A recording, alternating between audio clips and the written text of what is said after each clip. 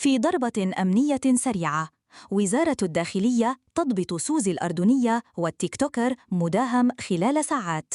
في إطار جهود وزارة الداخلية المستمرة لمواجهة المحتوى المخالف على مواقع التواصل الاجتماعي، تمكنت الأجهزة الأمنية خلال ساعات قليلة من ضبط 2 من صناع المحتوى بعد تلقي عدداً من البلاغات التي تتهمهما بنشر مقاطع فيديو تتضمن ألفاظاً خادشة وخروجاً صارخاً على الآداب العامة. وقد بدأت الوقائع بضبط صانعة المحتوى المعروفة بسوزي الأردنية والمقيمة بدائرة قسم شرطة المطرية بالقاهرة، وذلك عقب ورود بلاغات ضدها تتهمها بنشر محتوى غير لائق عبر حساباتها الإلكترونية. وبمواجهتها أقرت بارتكاب الواقعة بهدف تحقيق أرباح مالية من خلال زيادة نسب المشاهدات، فتم اتخاذ الإجراءات القانونية بحقها.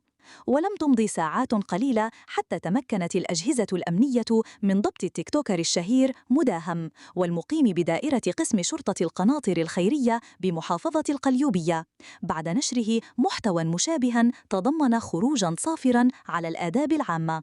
وبتفتيشه عثر بحوزته على مبالغ مالية بعملات محلية وأجنبية ومشغولات ذهبية، بالإضافة إلى كميات من مخدري الحشيش والأفيون. وبمواجهته أقر باستخدام المحتوى لجذب المشاهدات وتحقيق مكاسب مالية، كما أقر بحيازته المواد المخدرة للتعاطي. وتؤكد وزارة الداخلية استمرار جهودها الحاسمة لمواجهة كل من يسيء استخدام مواقع التواصل الاجتماعي ويتجاوز القيم والتقاليد المجتمعية.